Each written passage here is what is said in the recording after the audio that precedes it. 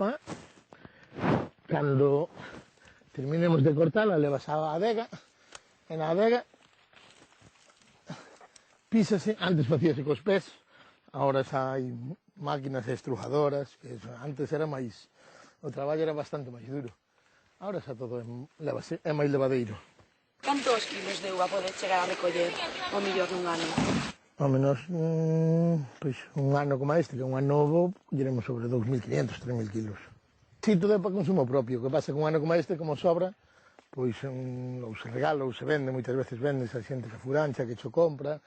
Nós, como un ano destes, non consumes todo, porque é moito viño. Ainda que somos moito na casa, é moito viño.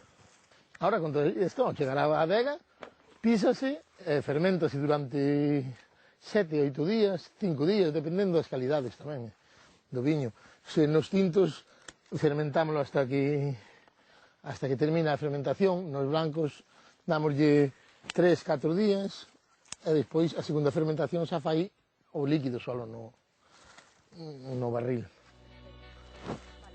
Ahora vamos a levar a uva para a adega. Bota a cabeza, bota a cabeza. Eita. Vamos.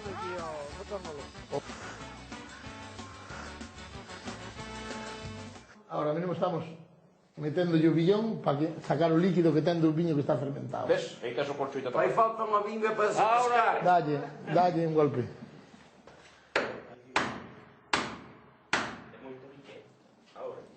Fai falta unha vinga para se pescar.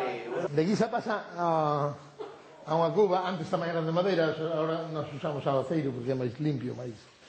Antes era moito máis traballo, sabía... Se non estaban ben preparados, sempre lle quedaba do ano anterior algo e lle malos sabores ao viño. Ahora fervémolos en madeira e metémolos en aceiro. Agora temos que quitar o que é o bagazo de dentro para volver a exprimilo. Esto está moi mal feito, pô. Pinzar este... Agora mira para cá. Aí está. Dalle un golpe, vai. Un taco para aquí, home. Para que? Hai que ter un taco para que non vai ser todo. Deixa baixar, home, que non verte. Aí está.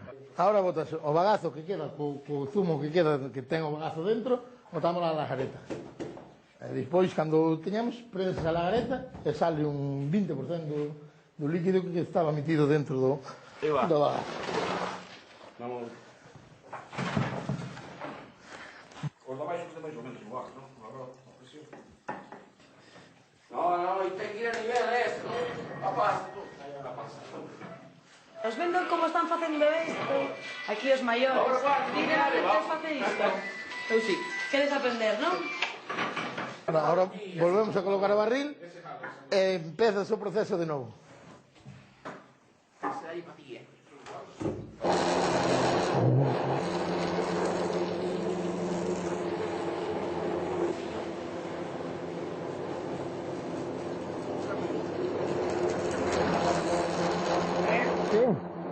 Antes encíase o barril de uva e depois pantalón corto e cos pés a pisar hasta que... Iso que facían os rapaces, os catinos? Normalmente mandaban os rapaces, pero cando os rapaces non querían ou cando eran moi grandes tiñan que os que eran, non os vellos, pero xa a segunda generación, non a terceira. Queda máis importante, probalo. Vamos a probalo. O traballo está feito, agora hai que probalo. Claro. Bota tú. Parece ahora tú, tipo... Que tengo viño na casa que non tengo outro? Pois que a mellor cousa que ten que non hai que pagalo. Pagalo de outra maneira, pero outro tens que compralo. O viño... Pero, primeiro Rubén. Bueno, daño ao viño. Mas el viño ainda lle ten que pasar o frío por encima. Que? Que se parece? Cando veño ao frío... Vai estando. Faz así, pero non. Sarà così, ti tocca per Non gli do mai nada. Lucio, sono il fenomeno. Lei chi sa mai fare? Sono il fenomeno. Poate. Domando, prova a dire, sono il fenomeno, Faccio così, hai idea te, ma sai cosa si deve fare questo cane? Con l'effetto che lei non... è un migliato. Este anno non mai c'era nada. Apriva 2 scogliette all'anno, era così. A fin multa. Dá un po' di droga. Lucho, está aí ao outro lado do teléfono? Estou, sí. Este ano é un viñazo, entón, ou que? Non sei, hai que... ao dicir o tempo. Mire, nós temos aquí un experto, mellor sumiller de Galicia. Eu non sei se lle algo de medo que probe o seu viño, porque vamos a facer probar. Que lle parece? A mí non me dá medo ningún. Medo ningún, non? Por certo, gracias por mandarnos as botellas. Vai, Ángel, a probar o seu viño, vale? Bueno, Lucho, o primeiro é felicitarse polo teu viño e gracias por mandalo. Bueno, o segundo, que xa me gustaría a min poder ter unha viña como a túa, Pero hai moitas viñas. A ver. Bueno, eu penso que o viño está correcto. Quizá para min falta un pouquiño de estrutura, un pouquiño máis de corpo. Sí que é bastante plano na boca, elevalo a boca, pero bueno, o viño está correcto. Defectos non ten ningún, que é o importante, non, nun viño. Oíche, Lucho, que non ten ningún defecto, Bueno, pois iso sebo.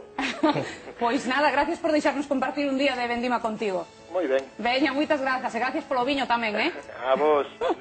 Bueno, pois nos seguimos falando e vamos falar ademais dunha iniciativa novidosa, porque hai quen se quere coidar, que non pode beber alcohol porque está enfermo, que non quere engordar, bueno, en fin, que existe o viño sin alcohol, inda que non o crean, e ademais o primeiro de España faino unha empresa galega de Ourense que se chama Raisindor, o viño Élibo, Ramón Bondelle.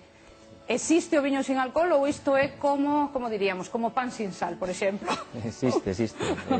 Levamos xa un ano facendo viño sin alcohol, xo está en Galicia, está por resto de España e estamos vendendo tamén en outros países.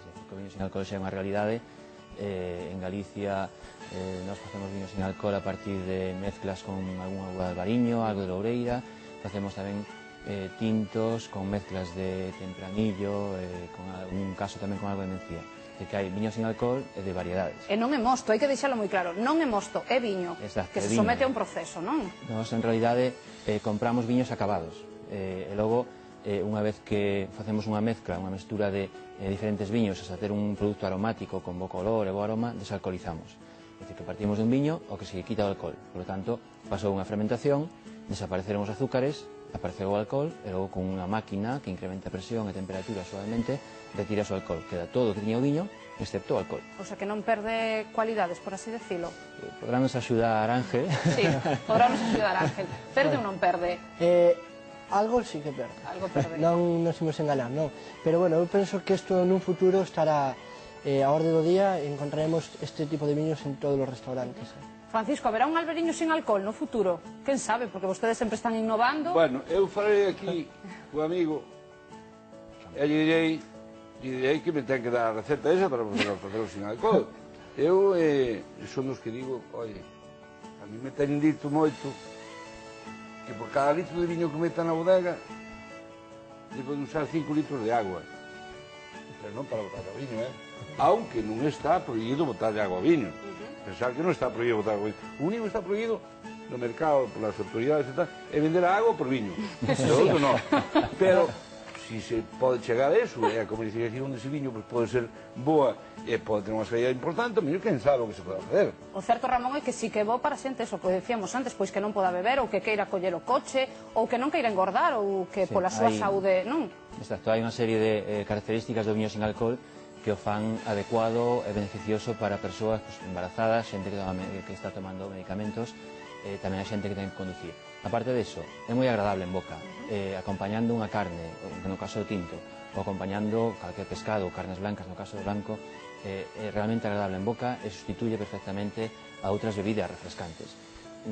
Aparte diso, o viño tinto sin alcohol está demostrado tanto por nós como pola universidade como por varios estudios que ten beneficios sobre o sistema cardiovascular, é dicir, que é bo para o corazón.